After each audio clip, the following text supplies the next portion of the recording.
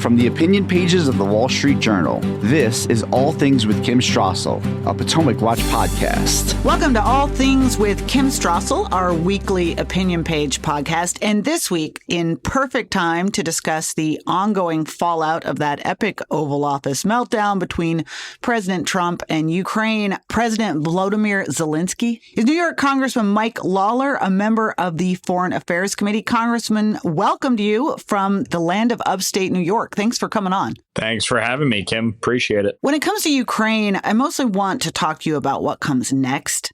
But just to get your take on what happened on Friday, my own view is that there was a lot of blame to go around. Vice President Vance arguably should not have inserted himself into a meeting between two heads of state. Zelensky absolutely should not have taken Vance's comment as a reason to go off the topic of a minerals deal and into a full-fledged argument about future questions of security assurances. And Trump probably should have just shut this down. But your own view of how we got here. Well, I think it was extremely unfortunate and really did not serve anyone well except Vladimir Putin, because the failure to sign the agreement in that moment was a win for Putin. And so, from my vantage point, I think it is critically important that this get back on track. I think President Zelensky's tweet today was positive towards that end. But, ultimately, any of us who have been engaged in foreign policy know that sometimes there are strong disagreements, even among allies, and contentious conversations. And oftentimes those take place behind closed doors. And so you don't have this type of, obviously, media fiasco that then followed. But, certainly, I think this was a moment that was a missed opportunity. And, from my vantage point, we want to get it back on track quickly, because I think it is imperative not only to have the economic deal in place, but ultimately, I think the president is right to try and negotiate a peace and end this conflict. I have strongly supported Ukraine and continue to. I think the consequences of failure here would be catastrophic for Eastern Europe and the free world. I think other former Soviet satellite states would be in Putin's crosshairs, especially countries that border Ukraine. So, there's a lot at stake here. Tensions run high, but I think ultimately we just got to get this back on the right track. You use the word imperative. I appreciate that word, because looking at this, it strikes me that this deal, this mineral deal, the economic piece, as you put it, is the only step that can be taken right now in order to get to that full-fledged peace deal. It's a necessary step. Do you agree with that notion? Zelensky seemed to want to jump ahead to a lot of other things, and I think that was part of the miscommunication, that this was essential. Yeah, I think in some respects they were talking past each other. I think President Trump is correct that the economic agreement frankly strengthens Zelensky's hand in negotiations with Putin, and it ties the U.S. closer to Ukraine. And so, with that ultimately would come security considerations and guarantees. And so, I think it was just, again, it was unfortunate, but I do believe this agreement is vital, because at the end of the day, when this conflict is over, Ukraine is going to need significant investment from the United States, from Europe, to rebuild. And this is an agreement that, certainly is in the interest of the United States. It helps recoup some of our costs as we supported Ukraine throughout this conflict, but it also helps with the issue of critical minerals and getting the United States and our allies off reliance of China. So there's a lot at stake here. And I think people fail to understand something. They say, oh, Trump is a puppet of Putin, or, oh, this was intentional sabotage trying to embarrass and bully Zelensky in the meeting. This is an agreement that is consequential for President Trump. And it's something that he pushed for, and there's no reason why he wouldn't want to get this done. But it also is something that Putin certainly wouldn't want. He wouldn't want the United States signing this agreement. He wouldn't want greater U.S. investment and cooperation with Ukraine. So, I think people are failing to recognize, in part because they focus sometimes on the way the president says something or his approach. But the fact is, he is trying to prevent this conflict from escalating and from devolving for Ukraine, and in fact strengthening the U.S. Ukraine relationship. Does he still want this deal? You made the argument that he did, but in light of what happened, he has broadcast a kind of take it or leave it approach. How much do you think he still cares about getting this done? No, I think he understands how critically important this is for the U.S., for Europe, for the free world. Oftentimes, I think people don't fully understand how he approaches foreign policy. Number one, he's somebody who does not believe in war. He does not support endless wars. He's been clear about that. He is willing to use our military when necessary and is willing to strike when there are threats against the United States or our interests.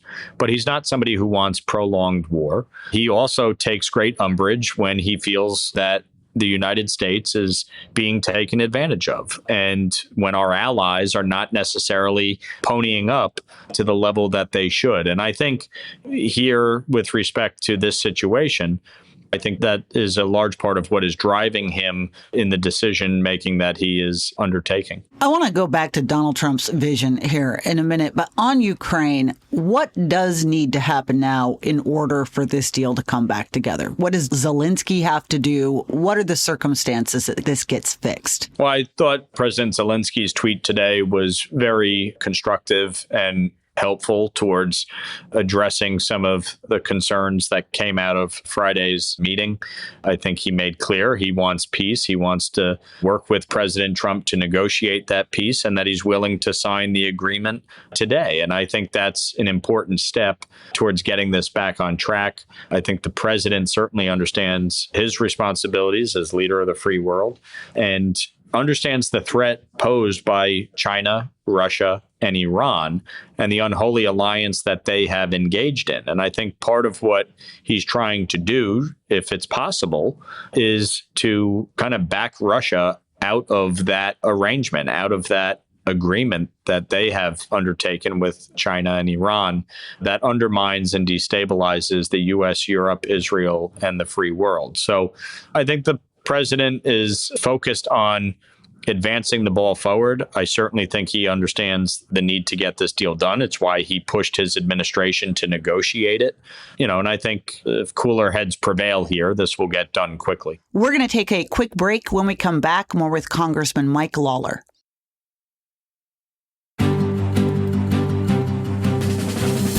Welcome back. I am Kim Strassel, and I'm here with Mike Lawler, a member of the Foreign Affairs Committee. Could this have, surprisingly, any positive effects? And I mention it in this regard in particular. After everything went pear-shaped on Friday, Zelensky obviously departed and he went to Europe.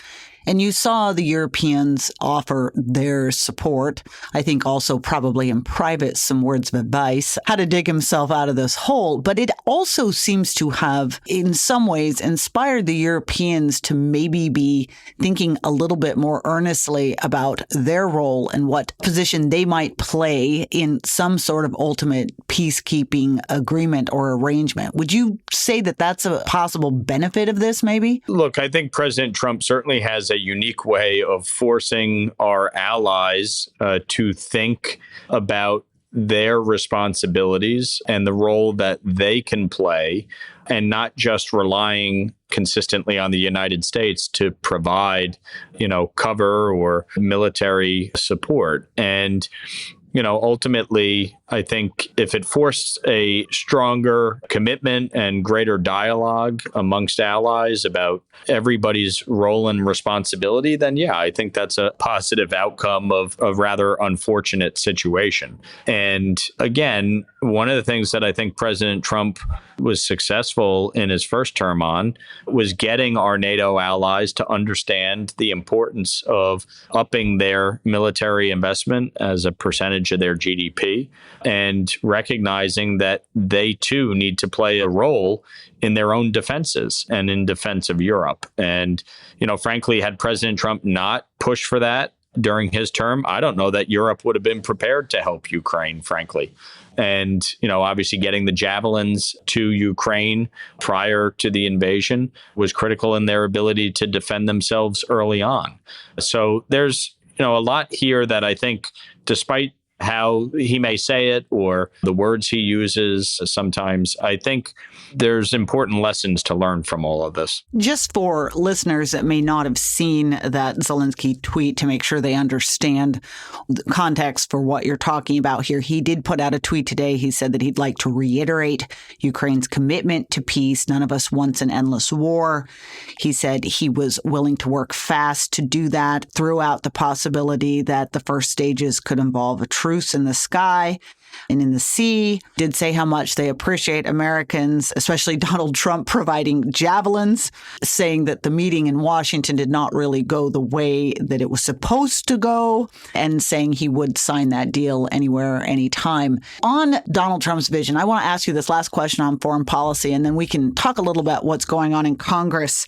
We ran an editorial on Monday entitled Trump's Old World Order, which we wondered out loud what vision Donald Trump actually had for the world. Because during the campaign, he talked a lot about peace through strength, rebuilding our military, making America strong again internationally. But I think since he's been in office, we've also seen some hints, which to me are a little bit more worrying, that he might be fine in a world in which Russia is free to exert influence over Europe and China dominates the Pacific realm and the United States dominates the Americas realm.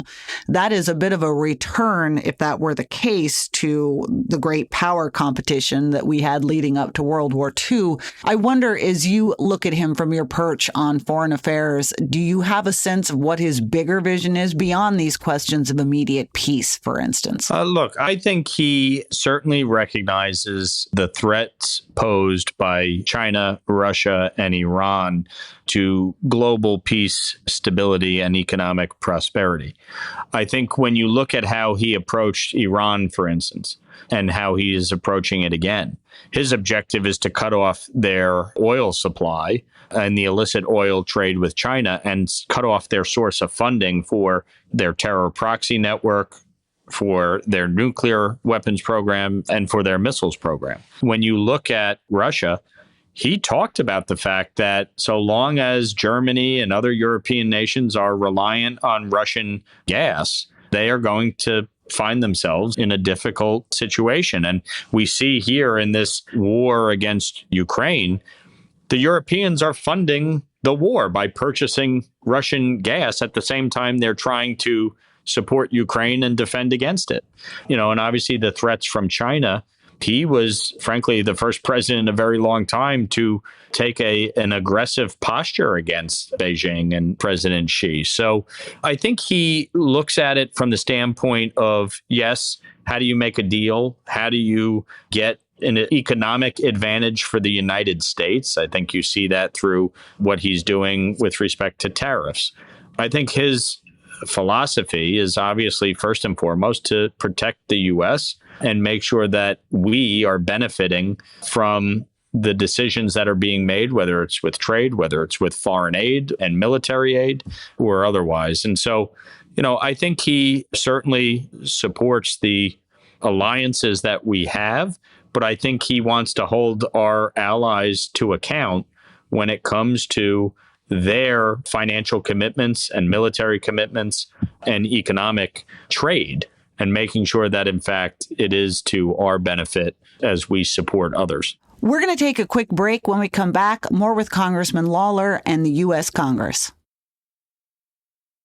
From the opinion pages of the Wall Street Journal, this is All Things with Kim Strassel, a Potomac Watch podcast. Welcome back. Okay, let's turn from the disorder around the globe to the disorder in Congress. The government is going to run out of money for fiscal 2025 in about 9 days. Congress had a chance to deal with this at the end of last year. It chose to punt it to this year.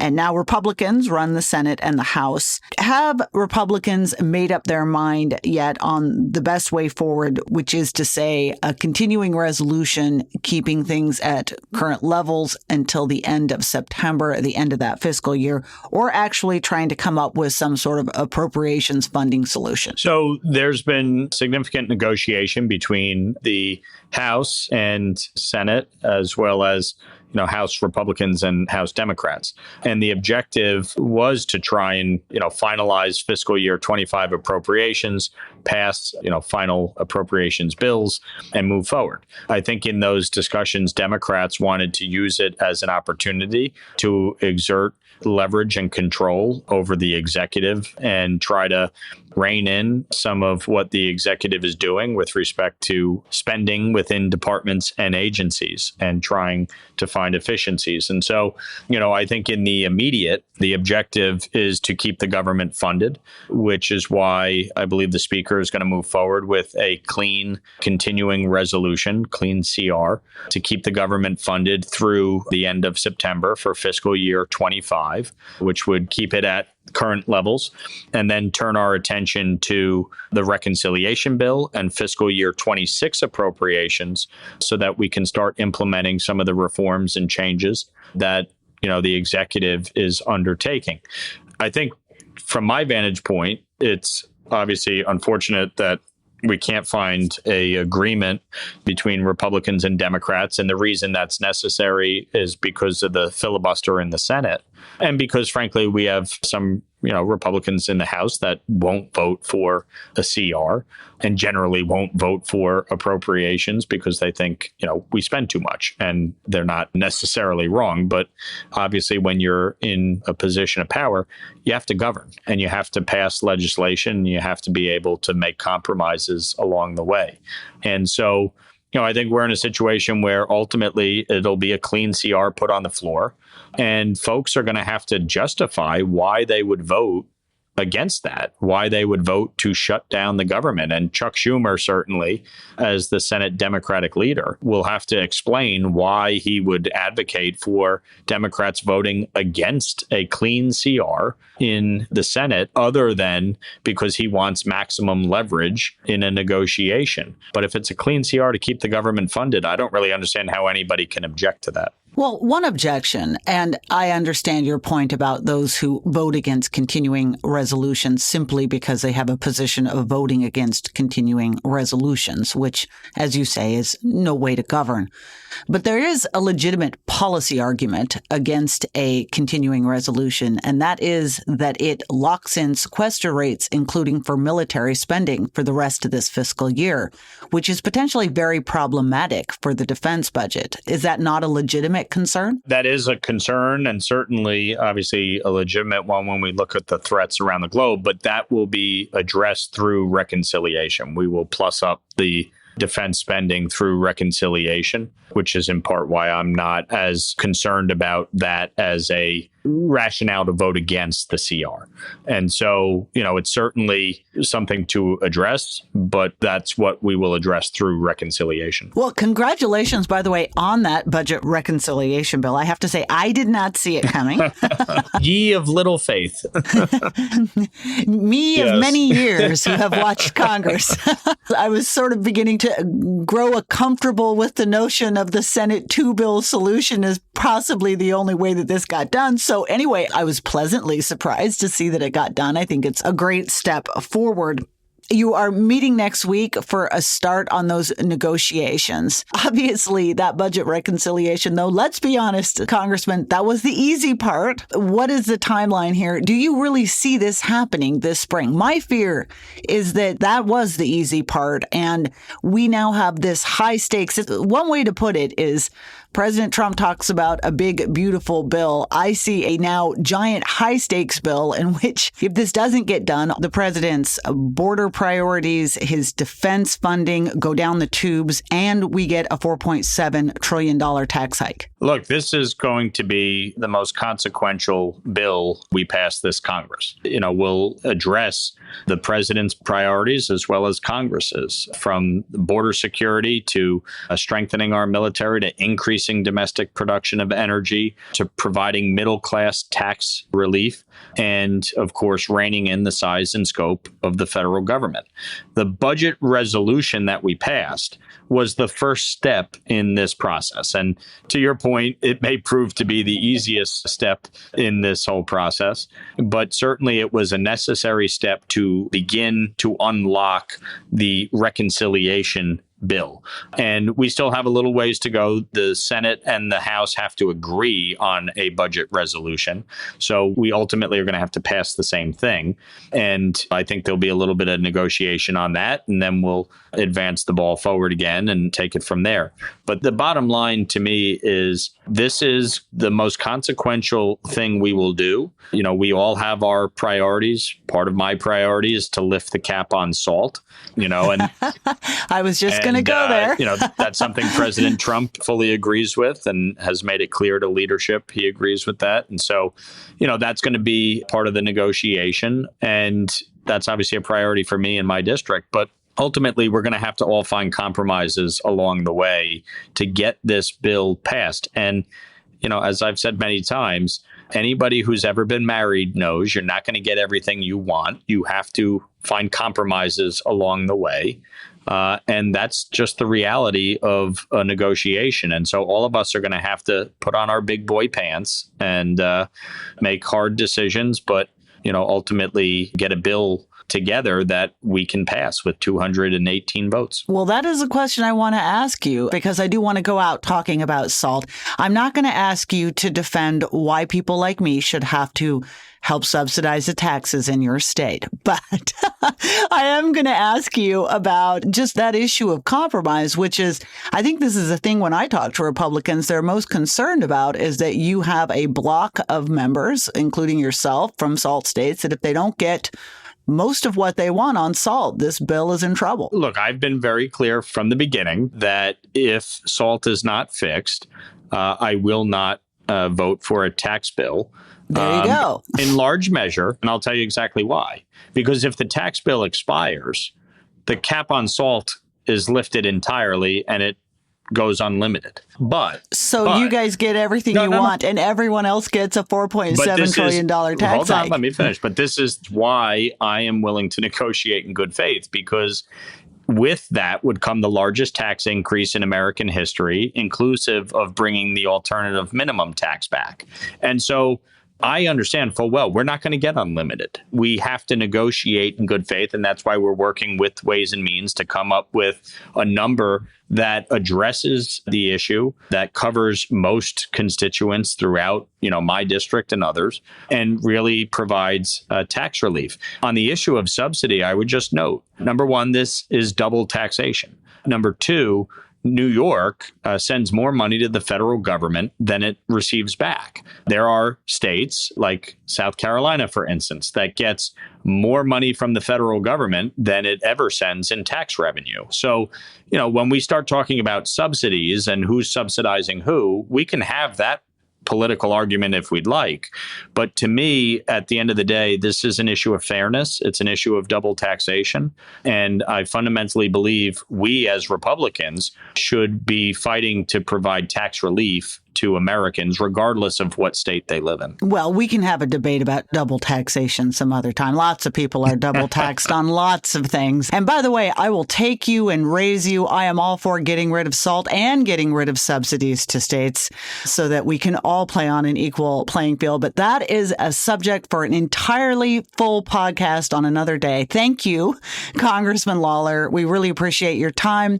I want to thank our listeners. We are here every week. If you like the show, please hit the subscribe button. And if you'd like to write to us, you can at pwpodcast@wsj.com.